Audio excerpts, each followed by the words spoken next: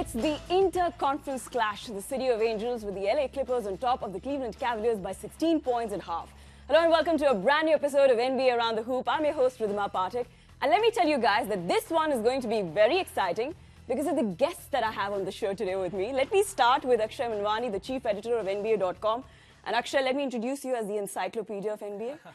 Thanks so much. It's always a pleasure being on the show, and we're looking forward to a couple of exciting matchups today. Indeed, we are, and we have the Warriors playing in the second. Yes, our second. Always looking game. forward to what many call the greatest show on earth now. Absolutely, and of course, our second guest, who hails from the States but speaks very good Hindi. His name is Mike Burnaz, Junior NBA International Coach. Mike, shoot. This is your stage. Namaste, Ridhima. So NBA Around the Hoop Sunday morning. क्या चल रहा है? Oh my God! फिलहाल तो LA Clippers versus the Cleveland Cavaliers, and the Cavs were actually dominating the first quarter, and then the Clippers pulled back in the second quarter. Akshay, your take on the first half? A big factor is the fact that Cleveland isn't playing LeBron and Kyrie Irving. The big three are not playing Kyle Korver. So they're in the midst of a 4-game road trip. It's basically rest, get your players ready. The playoffs are not very far away. We know Cleveland is going to be in the long haul as far as the postseason is concerned. So I think that's part of the reason why it's not looked so good for Cleveland this morning. I think if we took us three here at the desk and two of the cameramen, we would have more on-court chemistry than the Cavaliers have right now. Oh my God! These are guys that just haven't played together, more than a couple of weeks. So naturally, they're really sluggish. But even with the 16-point lead, I'm just disappointed in the Clippers. They should be winning by more than this. Most of the times we watch them together, I'm disappointed. They're just not playing as well as they should be. It's interesting, yes. Yeah, I think part of the reason also for that is that, the Clippers have had, two of their main players, which is Blake Griffin and Chris Paul. They've been out. Both of them have missed about 20-odd games. Blake Griffin's just returned a couple of weeks ago. Chris Paul has been in and out. So even they are not, they're finding their chemistry. And I hope, I'm thinking Doc Rivers gets them to find their chemistry before the playoffs begin. They better. But that's been the complaint with the Clippers throughout the season, that they're really not showing the real Clippers. Well, the Clippers, for the ever since Doc came to this organization, Chris Paul came to this organization, they've had a couple of unfortunate seasons where, injuries has hampered whatever they planned. One hopes that, things don't go bad for them this season. That's what one always hopes for. Well, having said that, they did pick up in the second quarter. Let's check out the first half highlights. Blake Griffin and DeAndre Jordan didn't play in that game. They were resting. And Jordan with another nice pass from inside from Redick. All right, Lisa, as Blake Griffin lays it up and in. J.R. Smith pulls back, puts it up. Shot's good at the buzzer. And Doc Rivers was the coach of the Celtics. Those two very close. As Rivers draws the foul and one. Those guys should be celebrating more. And if Pat Quigley, as J.R. Smith gets one to roll in, if Pat Quigley would have gotten a Division I head job, he would have knocked it out of the park. Derek Williams, nice adjustment. That's what Williams does best, get in the open floor and take it to the rim. They've been a real difficult team to gauge and measure. And they started out the year at 14-2, and they looked. Luxury of sitting in there and hearing the discussion that's going on. For some guys we portray as heroes and tough. Redick, that one's good. Hey, a three-pointer. As J.J. Redick gets a fast break layup.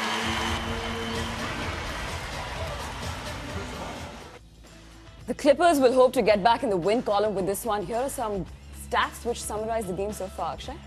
Well, the obvious one is, you look at Cleveland and you look at the three-point shooting. It's just not been there. The same can be said for the Clippers. Well, JJ Redick must be, enjoying the prospect of playing against the Cavaliers. The last time they played, he had 23 points. He powered the Clippers' victory against the Cavaliers, and he's got off on the right note today again. So. Yeah, and for the fans at home, a good shooting percentage for a team is in the upper 40s is what good teams are. Yes. 47, 48, I think the Warriors at 49. And these teams are at 31 and 37%. So if you're an optimist, you could say it's great defense that we're seeing today. But I think realistically, we know that these teams aren't at their best right now. All right, so we have these guys. Let's take a look at the stats where these guys are resting Not the stats. I think we have the clips out there where the big three of the Cavs are resting and sitting out there. So a lot of difference because of that, isn't it, Akshay? Obviously, I mean, we know the fact that, Cleveland doesn't play well without LeBron. Yes. They're about, 420 without LeBron over the last 3 years. And the other thing that comes to mind is that, you have J.R. Smith, who's just come back from injury. They've added all these, interesting moves they made in leading up to the mid-season trade deadline. They got Derek Williams, Darren Williams, acquired Larry Sanders after Andrew Bogut went down.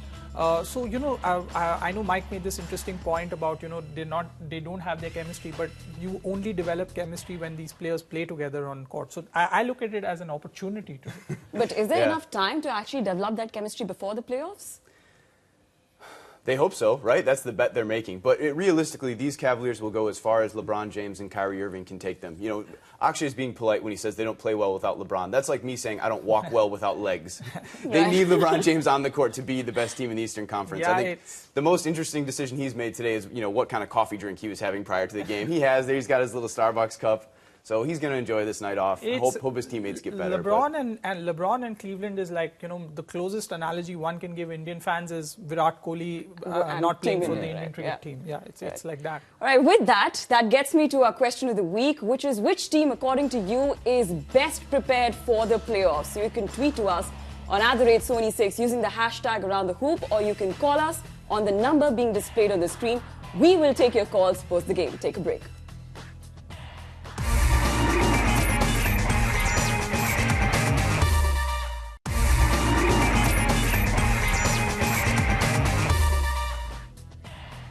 Hello, welcome back to the NBA Around the Hoop with me, Ridhima Pathak, still in conversation with Akshay and Mike, and that's the game summary, Mike.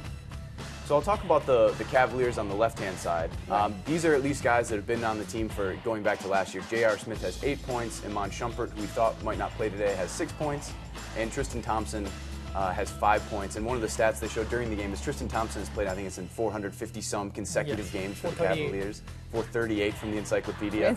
So impressive, yeah. He's to the dot. I'm very happy for J.R. Smith because, J.R. Smith is the kind of guy who needs rhythm. And, the fact that he's coming off a long injury break, a couple of months he missed. It's good that, I think LeBron would be happy having someone like J.R. Smith, who's a tough nut. He's battle-hardened. He's played for the Cavs in the playoffs, championship winner now. So just having J.R. Smith out on the court is like a confidence boost for the Cavs. But talking about the LA Clippers, talking about their confidence and model, that doesn't seem to be too high. In fact, there's something very interesting, which Chris Paul told reporters that they're still trying to figure it out. When is the question? And way too late. I think the Cavaliers can have that excuse with their secondary players that they've acquired here in the middle of the season. But if you're Chris Paul and you're J.J. Redick and you're DeAndre Jordan, you should have it figured out already. Maybe there's some injuries here and there, but this should already be clicking. And they're tied for 5th place in the Western Conference. They could easily slide to 7th, meaning you're going to be playing San Antonio or Golden State most likely, which is a death sentence, unfortunately. So it's now. I mean, I don't really believe in them. Ridhima, let me tell you a story. Okay. In 2010, Coach Rivers was coaching Boston at that time, and Garnett, Paul Pierce, and Rajon Rondo and Ray Allen. They didn't have it going. I think Boston finished as the 6th seed in the Eastern Conference. There were injury issues right through the season, bogging them down. And he took that team to the NBA Finals. And he kept saying this right through the season to anybody who would listen to him, is that let my players be fit, let them play together, and then talk about what these guys can achieve. I fancy that Rivers has, is probably prepping them up with the same attitude this season also. But things have to start clicking for them now. But is it make or break for Doc Rivers and company now? This season, we have to weigh their fortunes at the end of this season. I think the Clippers will have huge decisions to make if there's an early postseason exit at the end of this season. So what is not clicking out there? What is ailing in the team? So the fact that Chris Paul and Blake Griffin haven't been there for the better part of the season. I mean, missing 20 games, being there for the initial part. They started off 14-2, which was very good. They were better than the Warriors to start with. But they've not been able to build up a team rhythm. Otherwise, they also boosted the bench in the off-season. Absolutely. They brought in Maurice Spates. They made a couple of good changes. But the Clippers have been unlucky over the last few seasons. That's all one can say. All right. So quick predictions, guys. Who do you think is going to seal the deal? It better be the Clippers, and if I were a betting man, I'd say the Clippers. What about you? I'll stick with Mike. He's my, we're a 1-2 punch. All right, so the Clippers take away the cake. So we'll find out if the Cleveland Cavaliers will have a full stop on their 2-game winning streak, and the Clippers will take away the cake. Back to action.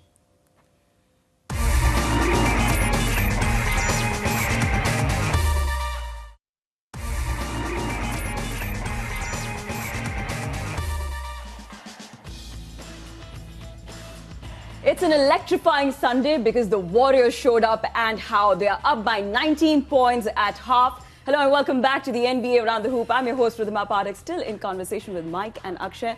And Akshay, I'll start with you. The Bucks were up by 14 points at one point, and then Warriors happened. What changed? Well, you said it. The Warriors happened. So it's like, what do you do when you have that kind of shooting? I mean, you just saw the Curry end the quarter with a shot from half court, and Klay Thompson, they were on a roll, and that's what's so great about them. Once they switch on, it's hard to turn them off. And Mike, are we forcing a smile? Are we? Because you were hooting for Bucks too much. So I grew up in Milwaukee, so I've watched and I've loved the Bucks my whole life, and so I was so excited when this game started. Going, yeah, they're going to take it to them at home. In San Francisco, and then wow, it's just like you have to catch your breath watching. You can't even keep up with the pace of action that they play at. And we'll go into the stats, but an incredible offensive first half, and especially that second quarter. What changed for the Bucks, though? Well, they couldn't hit a lot of their shots. They shot poorly in the second half. I think they're shooting about 38-40%. Little known fact about the Bucks from the last game that they played against the Warriors, they shot 50%. And more from the field and from the three-point line, and they didn't win. Oh, wow. So can you imagine today when they're shooting less than 40%, what are their chances? What are the chances? Yeah. Well, let's figure out what happened for the Bucks. Here are the highlights of the first half. Well, this offense is perfect for him. I mean, he can just score as a rookie, pick his spots. Snell shoots from 40%. Also. They get down to the trailing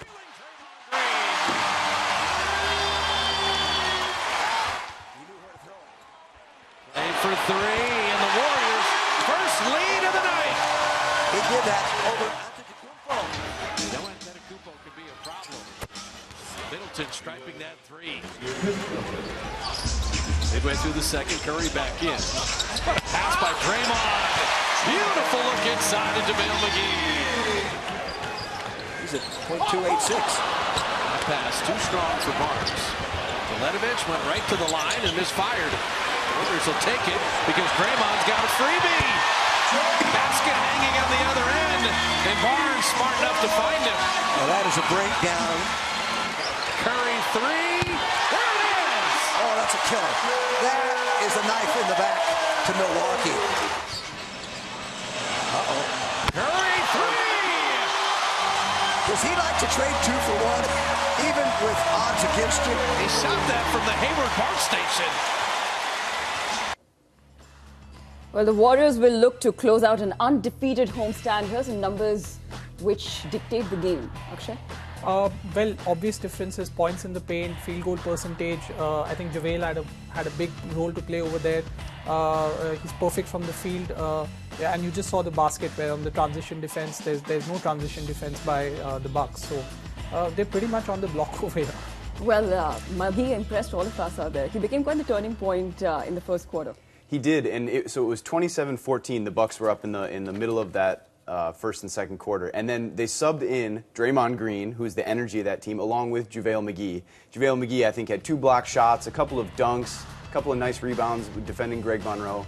So when you have those two guys come in and you're going to shoot 67%, like that needs to change, or the Bucks can just pack it up and go home.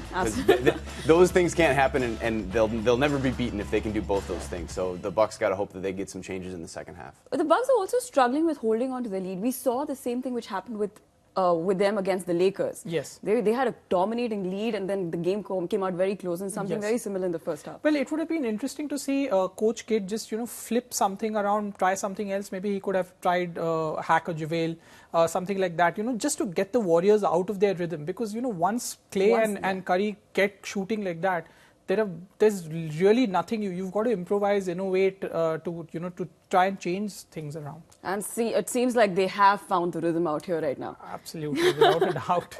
There's a good point. We were sitting there watching the game going, time out, or at least I was thinking, like, something needs to be done to stop the momentum.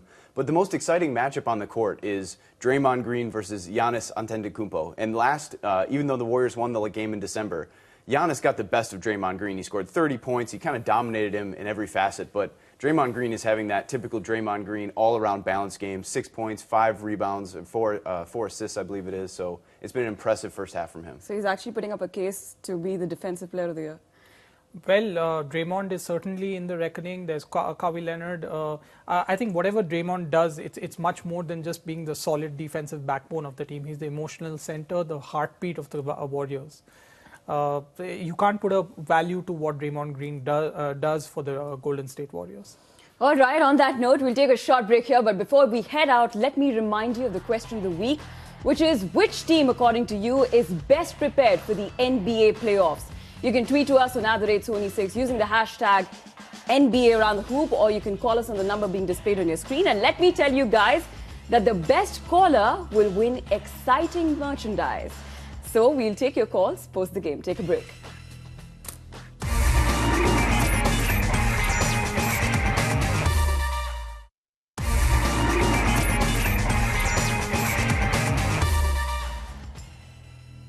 Hello and welcome back to the NBA Around the Hoop, and the Warriors dominate the game by 19 points. And let me remind you all of the question of the week, which is, which team, according to you, are best prepared for the NBA playoffs? And here is the summary. Akshay? Curry, 18 points, Thompson, 9 points. The usual suspects stepped up for Golden State in the second quarter, just at the cusp of the first quarter getting over. It was good to see, and I'm happy to see JaVale McGee. He's always been underrated. A lot of people have questioned his temperament very often, but I think he's come under the right mentoring, the right kind of coaching environment, a championship-winning team at Golden State, and I think he has a strong role, a big role to play for Golden State this postseason. And what about Stephen Curry, Mike? Are you happy to see him back in his elements? Because there was a lot which was said about his shooting slump, as we were discussing earlier. So yeah, Mike. Sure, and we've seen this basketball from Steph Curry before. So it's 2 quarters, it's one half of basketball, and it was an impressive 2 quarters. But over the last 10 games, he's only shooting 26% from three-point, which is well below his average and league average. So he has been on a bit of a shooting slump recently. This is a great 2 quarters. We'll see if he can do it in the second half. I think the Bucks need to slow the game down a bit, try to take him out of it by slowing the game down, using more time on offense, and trying to throw it into the post a little bit. But it is always like this, like when Steph Curry starts shooting, the fans start getting excited, because we've got a tweet from Asim Saxena saying, "Love to see Steph Curry back in his elements. Oracle Arena is lit." Absolutely. What do you say about? I mean, here is your back-to-back reigning MVP. Under so much of pressure, people think he's dropped off. Well, he's shooting nearly 40% from three-point line, which is as good as the greats of the game have shot. He's on his way to make 300 three-pointers this season. I really don't know how much nitpicking we can do of a guy who's as special as Steph Curry. But I think all the fans, they associate with him with the 3 points, right? Especially from the 3-point lane, and I think that's where the fans are a little disappointed this season. I mean, that's because he set such a high standard last Right. season. I mean, last season was phenomenal. It happens just like what Russell Westbrook is doing this season in terms of the triple-double average. I think it's not going to happen that you're going to have a player shoot 400 three-pointers, which is what Curry did last season. Right. But sorry. Yeah, go ahead, Mike. Well, but with the Warriors, they've got a losing record since the All-Star game. And so when you're Yes. that best player, that responsibility falls on you. So people start looking, okay, what's going wrong? What are we doing wrong here? And so he's still a great player, but he's not shooting as well as he has in the past. All right, guys, quick predictions. Do you still stick with the Bucks? Mike? I do. I think it's going to be a comeback for a century here. The Bucks will pull it out late in the fourth quarter. What about you, Akshay? Yeah, Mike's a brave man. I just realized that right now. I wouldn't bet against a team which is shooting 67%. I wouldn't. So you're saying Golden the Warriors. Yeah, So Warriors absolutely. or the Bucks. Once again, the question of the week: which team, according to you, are best prepared for the playoffs? Please tweet to us or call us on the number being displayed on your screen. With that, let's head back to live action.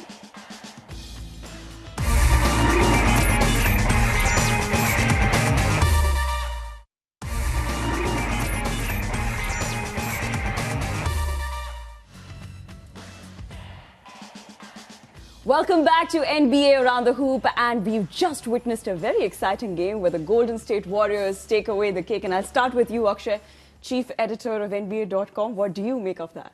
Well, it was pretty much lopsided from the second quarter once Golden State started going. Curry was blazing. He didn't play a minute in the fourth quarter, and they kind of waltzed past a game which most of us thought is going to be evenly contested, tightly contested. But that's how special the Warriors are. What about you, Mike? We all thought it was going to be a close game, and especially you. I was certainly hoping for a closer second half, and I think it was just a little bit disappointing for the Bucks. Basketball is always a game of runs, right? People get different momentum throughout different parts of the game. And I think all of us were expecting the Bucks to have that kind of run in the second half to make it more competitive. But their best player and leading scorer, Giannis Antetokounmpo, was just not very aggressive on offense. He was settling for jump shots, and I think that set the tone for the rest of the Bucks to just have a very uninspiring second half. Yes, he just had 9 points in the game out there. I had a question for Mike. Does Mike think that, because the Bucks played yesterday and that game got close with the Lakers, how much of that was a factor over here? Could the Bucks have got, this is their middle of a 6-game road trip? So back-to-back games is what is the reason there. It's a factor, and it certainly would be for a team like the Clippers, who are, I think, the oldest team in the league. But the Bucks are young. Giannis is 21 years old. Malcolm Brogdon is 24 years old. Tony Snell's in his young 20s, or early 20s, I should say. So it shouldn't be, right? They're in the best shape of their lives. Maybe the coach will say that, but I think he'll probably be disappointed with the effort as well. Ridhima, one big factor which I thought was also at play, which I've not touched upon so far, but Curry in the last outing against Milwaukee was just 1 of 11 from three-point line. I think that's how you spell REVENGE, revenge. 6 of 8, 75%. I was going REV.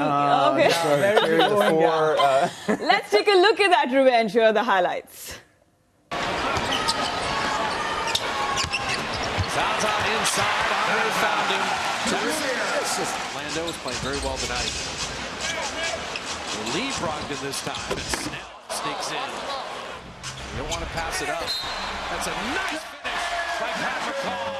And it was Zaza, again, the extra pass. Passed up a 3 there for the better shot for Curry. Raymond to Iguodala with another dunk. Like he was in Brooklyn. Iguodala. He's having quite a night. He's been amazing. Curry 3.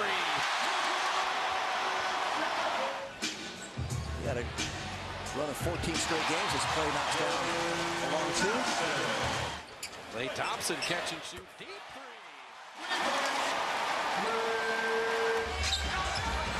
There's Klay, open 3.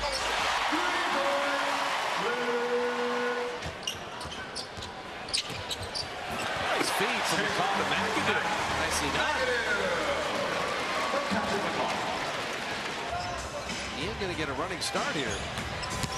And blow by Teletovic. That was a Steph Curry move. So this will be the second and the final matchup between these two teams, and Warriors have taken both of them. Akshay, I'll start with you.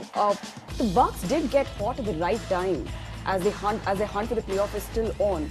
But this should be a little bit of a disappointment. And it only gets tougher for them from here on. I said that, they're in the midst of the 6-game road trip. They're fighting for that 7th and 8th spot in the East, which is in any case, a hot kind of competition between 4 teams out there in the East. It doesn't get easy for them. Every loss that happens is, the odds only increase for them to make it to the playoffs. And I think Coach Kidd would really, kind of do well to get the Milwaukee Bucks, forget this loss and move on to the next game. Exactly, but they're still in the playoff contention. That is a good news for them, right, Mike? Absolutely, and I think they'll want to, as long as they can avoid the 8th seed, which basically means having to play the Cleveland Cavaliers. If you can, I think they'll feel confident playing the Wizards, playing the Celtics, or playing the Raptors. I'm more confident, I guess, than playing the Cavaliers. So they're okay. What I'd like to highlight here is Malcolm Brogdon, the rookie. He scored 16 points. He averages 10. And with Joel Embiid going out for the year, he could very well be Rookie of the Year. It was a really impressive game by him in what was a fairly unimpressive game for the rest of the Milwaukee Bucks. And with that win, have the Warriors put the worst run behind them post Durant's injury? Akshay? Well, you can't say that. I mean, they still, I would take my time before I reach that kind of a, remark. Right. They're 5-5 now since Durant. They were 5-4 before today's result, and now, they've kind of split the 10 games that have happened since Durant went down. I would like to take this over a longer period of time, see how it is, till the end of the regular season, hoping that Durant comes back before the regular season ends. Because just getting Kevin Durant back for a couple of games and getting him back into the offensive sets, the rhythms and all, it would do well for Golden State, to have that kind of confidence when the postseason begins. What about you, Mike? You think the Warriors have shown a team worthy a title without Durant? Absolutely. Absolutely they have. They are one of the top contenders for it. And as I think you've asked us for our predictions of have they turned that corner, right. I'll look into my crystal ball. Our encyclopedia wants to go by statistics and take in this longer view, and I'll look into my crystal ball and say, yes, they have. They are ready. They've turned the corner. They needed just that confidence boost that, hey, we could do this. We're still a great team without Kevin Durant. This gives them that. They've got 13 games left. They will get that #1 spot because the Spurs have a very difficult schedule coming up. So this is a great kind of mental win for them. They'll take this and continue to build momentum to a championship. Talking about Warriors again, Steph Curry has been outstanding today, but a lot was said about it, and we have spoken about it earlier. A lot was said about him, about his shooting slump, about how he's not performing that great from the three-point line. Do you still draw that, or is it still a matter of concern for the Warriors? People have short-term memories. Right. They forget the fact that you were getting in a player like Kevin Durant. He's an offensive genius, right? All of them have sacrificed numbers, whether it's Thompson, whether it was Durant. Durant was not averaging the MVP numbers that he was averaging this season. His shooting was efficient. So he gave up some numbers, Curry gave up some numbers, and now that Durant is out, we've seen Curry pick up the load. 28 points with playing just about 3 quarters. I mean, if he had played the 4th quarter, it would have been a 40-point game for this guy. So people have to understand that. One small point that I'd like to make, I think what Golden State has done well with Durant's absence is that they're still defending at a very high level. While their offensive rating has gone down, they're still amongst the top 6 teams in the league as far as defensive rating is concerned. And that's, a badge of honor for Draymond Green. It speaks very highly of what he does for the Golden State Warriors. But our player of the game today is Steph Curry, and Mike, he stood out for you? Yes, and it's obvious. Even if you just tuned in late and got to see the highlights, he was making shots from all over the court. It is and sometimes you can't guard that, right? If he's going to make shots from 30 feet away, 10 meters away, there's really nothing you can do as a defense. But not only was he doing that, he was driving past the Milwaukee Bucks. Matthew Dellavedova couldn't guard him. He would get into the lane, whether it was for a layup or he'd dump it off to JaVale McGee for a dunk. So he was unstoppable today. He was, probably the driving force behind the Warriors dominating the Bucks. So was it just another off night for the Bucks, or do you think that there are certain matters of concern out there? Because Giannis Antetokounmpo has been one force for the Bucks for the recent run-up that they've made. But tonight it wasn't his day, I guess. I agree with Mike. I think I would have, you could have an off shooting night, but what is your intent like? Are you ready to make, shoot, get into the rhythm? Sometimes defense playing against teams like Golden State, whose defenses are excellent, is tough. But you've got to find ways to score. Did he make enough plays into the paint? That's what players who are not able to find their shot do. They drive, create opportunities for themselves. I didn't see that from Giannis, and I think this kind of a game would be good for him to learn if he's to be counted amongst the elite in this league. I guess it's a lesson for them there. Yes. All right, on that note, we'll take a short break. But before we get into the break, let me tell you that this is where we start taking your calls. And you need to call because there are some exciting merchandise for the best caller that we'll pick up. And of course, the question of the week is, which team, according to you, is best prepared for the playoffs? Let me tell you again, the best caller will get exciting NBA merchandise. So you have to call, or you can tweet to us on @Sony6 using the hashtag #AroundTheHoop, or call us on the number being displayed on your screen. On your way out, let's check out the best plays from the 2 games that we've had today. 4 that are not playing includes, as we mentioned, Kyle Korver, who's been out. This is his 6th straight game he's missed. Jordan can't get Griffith on the follow. Shooter shooting the basketball, attack the offensive boards. Don't surrender possession above everybody else. Get in my post. Outstanding athletic ability by Blake Griffin. Veletovich went right to the line and misfired. Warriors will take it because Draymond's got a freebie. Basket hanging on the other end. And Barnes smart enough to find him. Now that is a breakdown. With the rebound to Steph from three-quarter court. Oh, it was online. You can count on him. And he's not afraid to. That counts as a shot. So that goes against his percentage, but he still takes that risk and that chance. I love it. The Bucks led 23-9.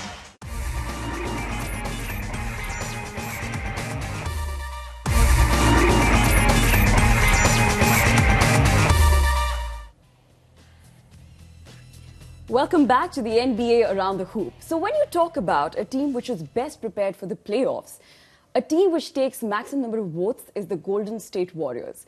But after Durant's injury, there were some difference in opinions. So here is Klay Thompson reflecting on Durant's injury and the road ahead for the Warriors. Check it out. From this perspective, to consider the Cavs the quote-unquote favorite, if you will. Like, they're a notch better because given the depth and obviously having LeBron, and they will have the benefit of getting that time to play together, to integrate their moves. Obviously, it was not good news. It was kind of disheartening, but we'll hold down this #1 seed. That's our main goal, is to get that home court. We can't let it affect our goals. Kevin would say the same thing. It'll be great, and we'll be even better when he comes back. We'll be even more prepared for the playoff run we're about to make. We know what it takes to win a championship. We've been there before. I don't think we needed this moment, but it's going to make us better. Everyone else can get a lot more playing time, and there's going to be opportunities for guys to step up. I'm excited. It's not extremely serious. He's only going to be out 4 to 6 weeks, and we'll definitely miss him, but we'll make the most of it, I guarantee that.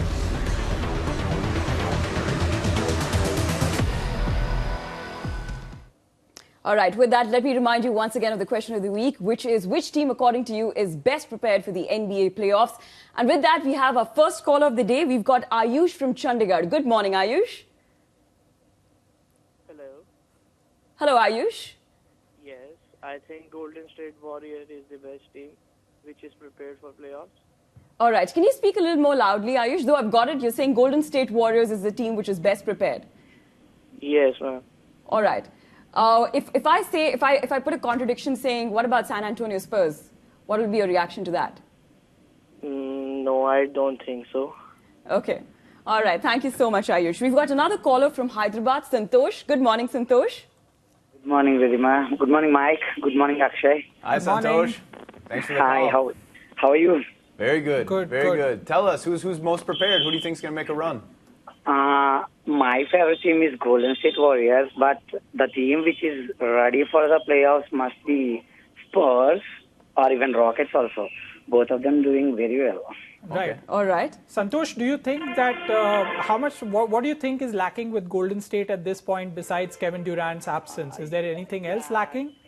You can see that. You can see the effect of absence of Kevin Durant. And with the last 2 completed games, they seem to be coming to some sort of rhythm. But again, last week also I put it in the point, they just lost their touch when it comes to ball movement. Today it was all right. But I hope it will get settled when once KD stepped in. But the teams which were ready to go on for the playoffs will be Rockets and Spurs. All right. Thank you so much, Santosh. Thanks a lot for calling in there. So now I ask you guys, I'll start with you, Akshay. Which team, according to you, is best prepared for the playoffs? And go ahead. I would like to pick Cleveland in the East, and I would say that I think they made a lot of interesting moves, irrespective of the result that happened today. We're talking about the playoffs. So I think they made a lot of interesting, adding these small players, Deron Williams, just to boost their bench strength, Derek Williams, Larry Sanders was added after Andrew Bogut went down. And then, of course, in the Western Conference, Popovich's teams will always be ready, irrespective of what stage of the season. This is the NBA Finals, NBA Playoffs, first game of the season. They are ready. All right. Before I come to you, Mike, let me take another caller. We've got Dhruv from Bangalore. Good morning, Dhruv. Yeah, good morning. All right, Dhruv, tell me. Which team, according to you, is best prepared for the playoffs? According to me, I think Cleveland Cavaliers is mostly prepared because they're getting new players as well. Okay. And then even Kyrie Irving and LeBron James, they're in their form, their best form right now. Right. All right. How old are you, Dhruv? I'm 16. All right. So we've got a really young And Dhruv, who's your favorite player? My favorite player is LeBron James. Yes, great Good pick. pick. Good pick. Good pick. Mine too. Yeah. So you were disappointed that he was not playing today, is it? Yeah, I was, and then plus I was pretty sad about their loss. Like they lost in a pretty big difference. So. All right. Thank you so much, Dhruv. Thanks a lot for calling. So he seconds your thought out there. Yeah. What about you, Mike? Which team, according to you, is best prepared for the playoffs? So for me, I'm going to go to the Western Conference. I'm going to elaborate on what Akshay has said. I'm going to go with the San Antonio Spurs. Because when I take a look at the question of preparation or are you ready for the playoffs, I want to look at, are you experienced? Are you mentally ready to handle the additional pressure of the playoffs? And are you healthy? And when we look at the San Antonio Spurs, they're very, very healthy. They've got all their core members there. Tony Parker has won 4 NBA championships. Manu Ginobili has won 4 NBA championships. Kawhi Leonard has won an NBA championship. And their coach, Greg Popovich, has won 5 NBA championships. And then Pau Gasol, the new addition, has won 2 NBA championships. So it's the most experienced team when it comes to winning at the highest level. And they're healthy. And they're a team that, while it's controversial in the NBA, has been resting their players the whole season.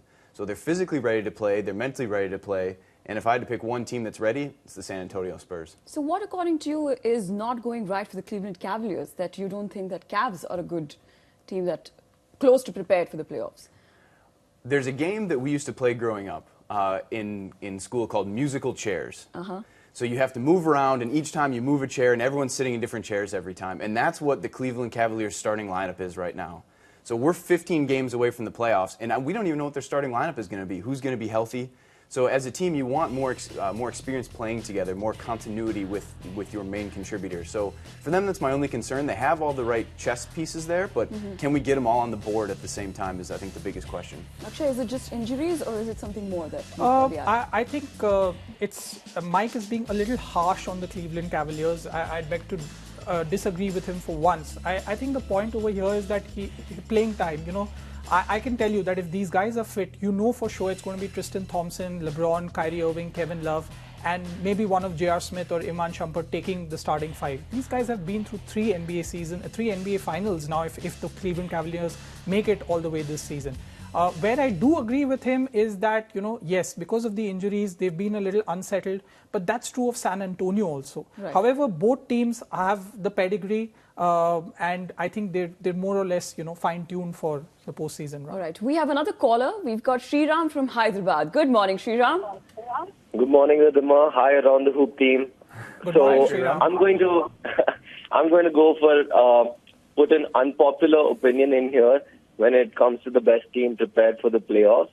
So I'd like to say that the Heat in the East, they are going to make the playoffs, and no all-star they are going to and they are going to cause some surprises. These guys are hungry. These guys have been on a tear since January, and we're going to see them make a real difference in the playoffs is what I feel. Okay. Why are you not picking someone like the Warriors and Spurs? What do you think going wrong with them? Well, the Warriors and the Spurs, they've come in dealing with a lot of expectations, and there have been injuries to some key players, Durant and Aldridge.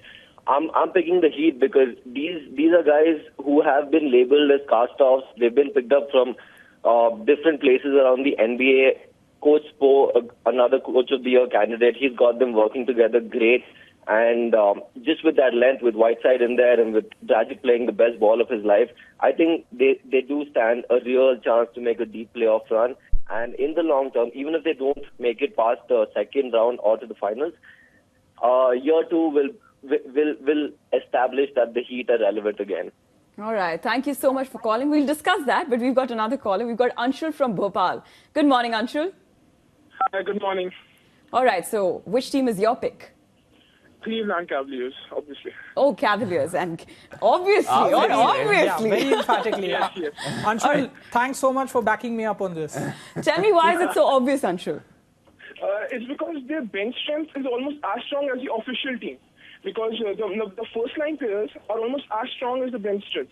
You look at their new players, they've got Iman Shumpert, Swish is back.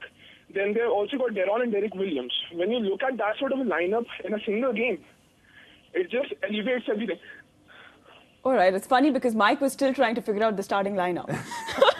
No, I was debating whether or not I argue with Anshul on this one because I think the big three on the floor versus a mid-30s Deron Williams is a different level of play. But Anshul, it's a very good point. They have a deep, experienced bench, and that bodes well in the playoffs. All right, thank you so much, Anshul. That was an interesting call out there. But coming back to Miami Heat, you think he made some good points out there? Well, Miami has been one of the best teams in the league in the last 2 months. They've been extremely impressive. They've taken down almost every team in this league. There's no reason, and he made a very good point that look at their players. No one, Miami has a legit claim to having their own big three. Dion Waiters, Goran Dragic, Hassan Whiteside. And those three have delivered for Miami. And again, another good point that he made. Coach Spoelstra has been a Coach of the Year candidate. What about you, Mike?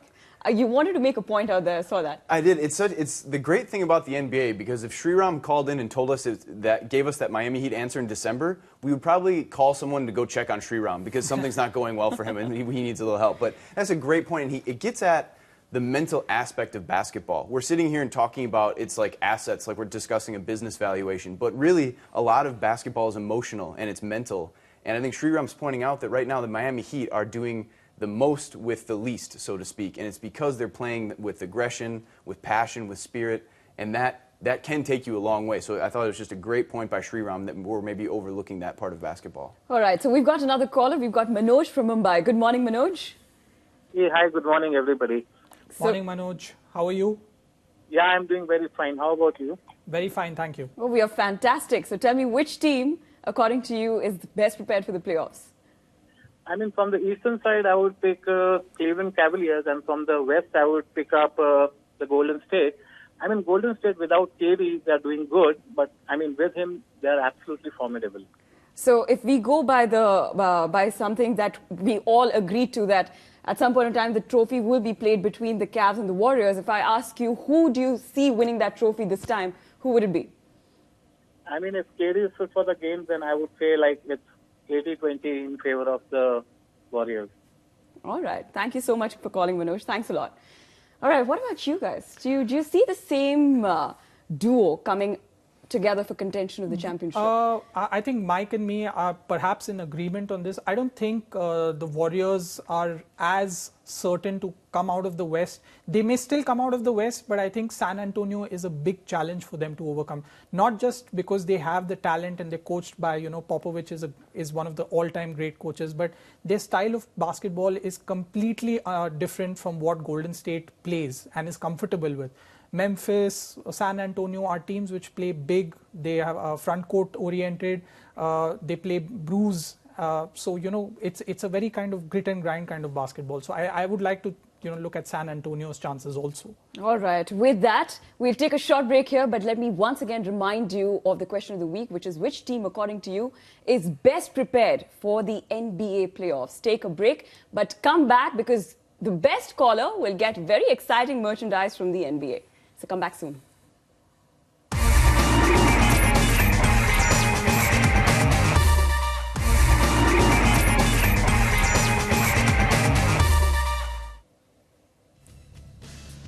Welcome back to NBA Around the Hoop, and let me remind you all of the question of the week, which is which team, according to you, is best prepared for the NBA playoffs? And you have to call because we're giving away some exciting NBA merchandise. So the best caller gets that one. And let me help you guys make a decision. Let's take a look at the conference standings.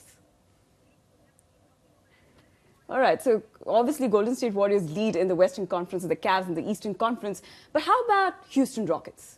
Do you see them making a run in the playoffs? Of course. Why not? I mean, they are third placed in the Western Conference. I think they made a very good mid-season trade acquisition when they acquired Lou Williams from the Lakers for themselves. And, Williams has already started paying dividends to them and providing them crucial bench strength. So the Rockets are, of course, a force to reckon with. All right. What about you, Mike? Do you see anyone giving a contention out there in the Eastern Conference? In the Eastern Conference, yeah, absolutely. The Boston Celtics, I think, are going to be tough. They play with, like Sriram was talking about earlier, our caller, they play with a passion and a toughness that I think is going to be hard to compete with. and they have a scorer in Isaiah Thomas that no one can guard right now in the league. He's the second leading scorer. But that area, 6th place through 8th place, is up for grabs. You know, the Bucks are competing for there. Several other teams are competing for that in these final 15 games. So that's kind of where I see the most activity over these last few weeks of the regular season. All right. So we've got another caller right now. We've got Pradesh from Monda calling us. Good morning, Pradesh. Yeah, good morning. How are you guys all doing, yeah? We're doing fantastic. Really good, Pradesh. Thank you. How are you? Yeah, I'm fine. And I'm supporting Golden State Warriors. The only reason because you said who guys are the most prepared team. Yep. So I think Golden State Warriors are already preparing for themselves. Since Durant got injured, they already have another 3 All-Stars. That's Klay Thompson, Damon Green, and Stephen Curry himself. So I think they are already prepared. Like, even if any player getting injured in their team, they still have that firepower in them to overcome that, apart from the other teams, I say. All right. Thank you so much for calling out there, Pradesh. Well, your take on that one? Well, he's made quite a few good points, stuff that we know about. The one thing that I have a problem with Golden State is that I'd like to see Durant back in action as soon as possible, because you know, as much as you like to think of it that, you know, he's an all-star player, he's one of the great all-time scorers, you can't flip switches. You know, you have to be there, back in the grind, in the scheme of things, and that's when team chemistry builds. All right, so let's figure out what does Karthik from Bangalore have to say. Good morning, Karthik. Good morning. All right, Karthik, tell us, which team is your pick? My pick is Golden State Warriors. So look at the confidence that he has in his voice whenever they talk about Warriors. Why is that, Karthik? Because they shoot well and they have the highest lead in the scoring. Okay. All right. So, continue, Karthik. Okay, thank you so much for calling there, Karthik. Mike, your take on that? We've got a lot of young fans out there. We have. It's exciting, and the Warriors have done a nice job of marketing themselves to these young fans. They all seem to love the Warriors.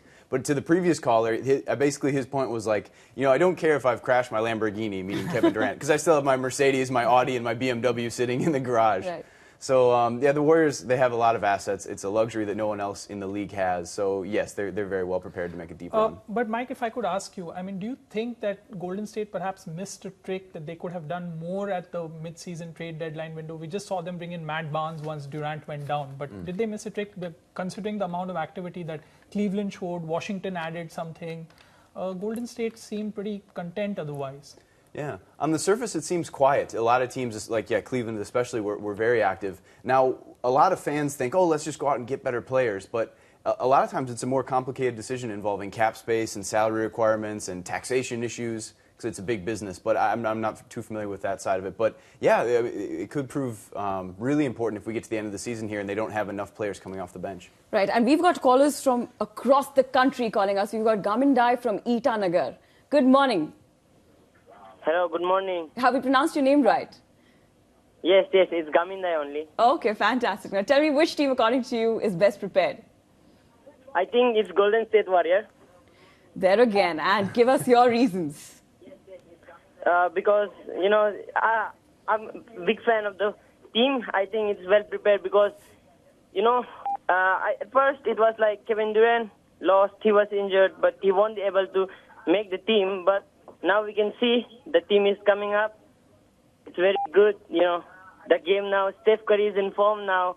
He's putting lots of three-pointers. That's what I have to say. Yeah, I think Warriors is the best team now for the playoffs.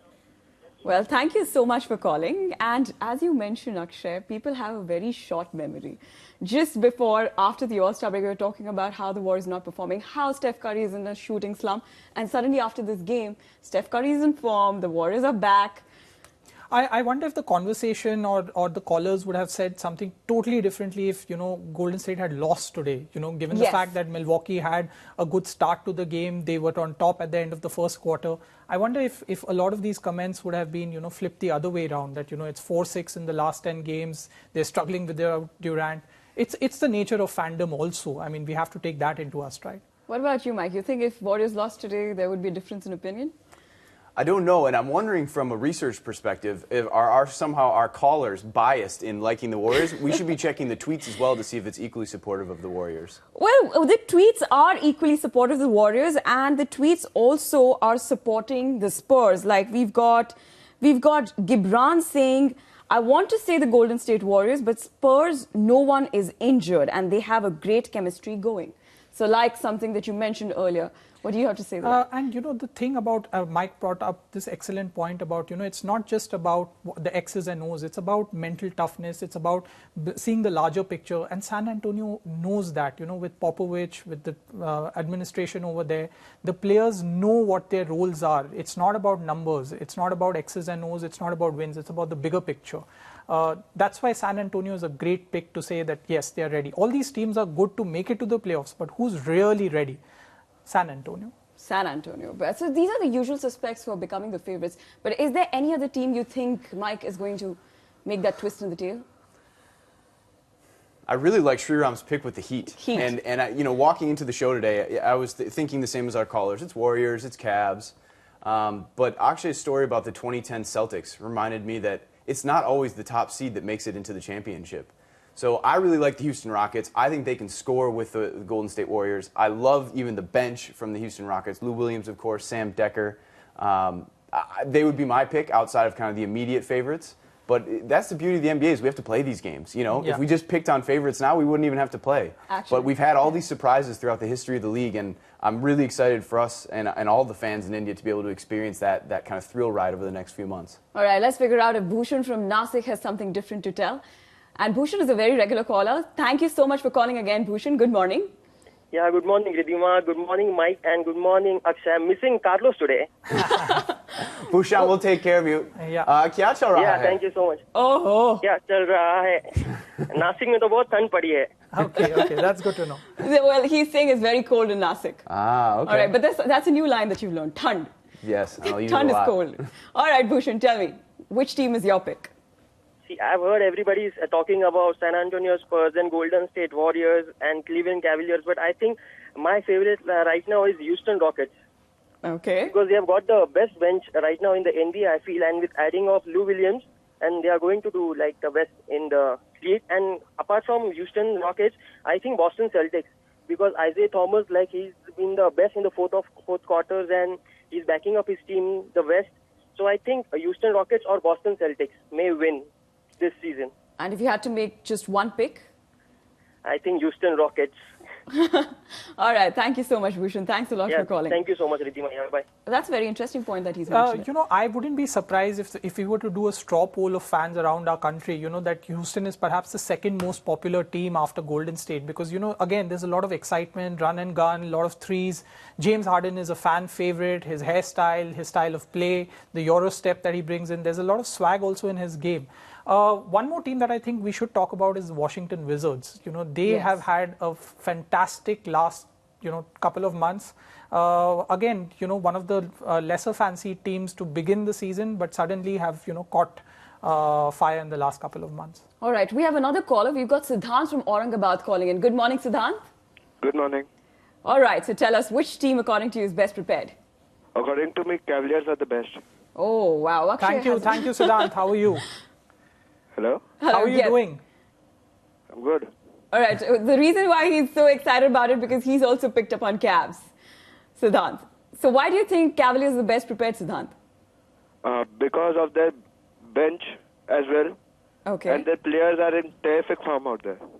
Absolutely. Right. Siddhant, were you excited by some of the picks that they made at the mid-season, adding Deron Williams, Derek Williams? Were you happy with those moves? Yeah. Okay. Good. Thank you so much, Siddhant. Thanks a lot. The man of few words, for sure. Very pinpointed he was at that. And I would say that was a job well done by the Cavaliers management, that they brought in those crucial pieces, because there's a lot of experience over there. Deron Williams, Derek Williams, Larry Sanders is another crucial, piece to this jigsaw that Cleveland is hoping to build. So very interesting things that Cleveland did. All right, so there is one very interesting question on Twitter, and it's DJ Freeze asking that. Who do you think will win Defensive Player of the Year? Mike? I'm going to go with a surprise pick. I think there's two early favorites, and I'm sure Akshay will cover those. I'm going to go with Rudy Gobert of the Utah Jazz. Okay. So he leads the league in block shots. He's 7 feet 1 inch tall, plus he's got a 7 foot 8 inch wingspan. He can reach all the way across the court almost. And he anchors that Utah Jazz team. And if it weren't for his defense, they would not be the 4th best team in the Western Conference. They might not even be in the playoffs. So Rudy Gobert is my pick so far. All right, before I come to you, Akshay, we've got Ankit from Bhopal who's calling us, and he's our last caller for the day. Good morning, Ankit. Hello, good morning all. How are you doing? Oh, we are fantastic. Absolutely fine. Yeah, very good. What about you, Ankit? I think there's a tie between 4 teams, and I'm going to explain why. They're the best prepared for playoffs.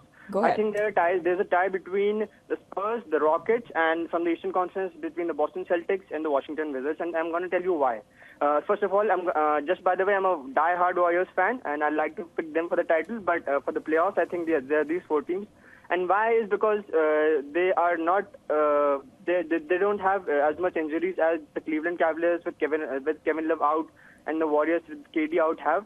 And the bench strength of Rockets is like good, and these two, the Spurs and the Rockets from the West, are performing good, and they might as well catch Warriors for the first spot. And why, from the Eastern Conference, why I'm picking Boston Celtics and the Washington Wizards, it's because of obviously because of the clutch performances of the Isaiah Thomas and all. And the John Wall has been balling like great. So that's why I'm taking 4 teams. Well, thank you so much for calling, Ankit. That was one good caller. You know, if back in school, if you take those tests and you could just pick every answer and still get a good mark for it, I would have done a lot better in school. Well, what is your pick for the best defensive player? Quickly. I'll go with Mike. You know, whatever he said about Rudy Gobert is absolutely true. This is no knock on Draymond Green or Kawhi Leonard. They both have played excellent defense, but both of them are part of championship caliber teams. Utah has done whatever it's achieved, 4th best in the Western Conference because of Gobert. I mean, for a guy who's averaging 12-12-3 on a nightly basis, big shout out for Gobert winning Defensive Player of the Year. All right, so now you guys have to make a pick. Make a pick as to who was the best caller. And he wins exciting merchandise from the NBA. Right. So it's very important. I'll go with Mike's pick over here. I think we both are in unanimous agreement. I think it was Mr. Sriram, and him giving us that kind of unique perspective on why the Heat would succeed. So Sriram, you are our caller of the day today. Congratulations. Right. So congratulations, Sriram from Hyderabad. He picked up Miami Heat. That was a very interesting angle that he got in, and it got us talking. So thank you so much for calling, and congratulations yet again. Well, thank you so much, guys, for being on the show. You guys had a good time? Absolutely, and it's always wonderful being a part of Around the Hoop. What about you, Mike? Had a great time? This is the best way I could ever start any Sunday. So thank you guys for letting me be a part of it, and thank you to all the NBA fans out there for dialing in and taking part of this with us. Well, thank you so much, guys. Thanks a lot for being on the show. And guys, I hope you guys also had a great start to your Sunday. Thank you so much for all those tweets and calls. Do keep them coming in. From me, it's a goodbye.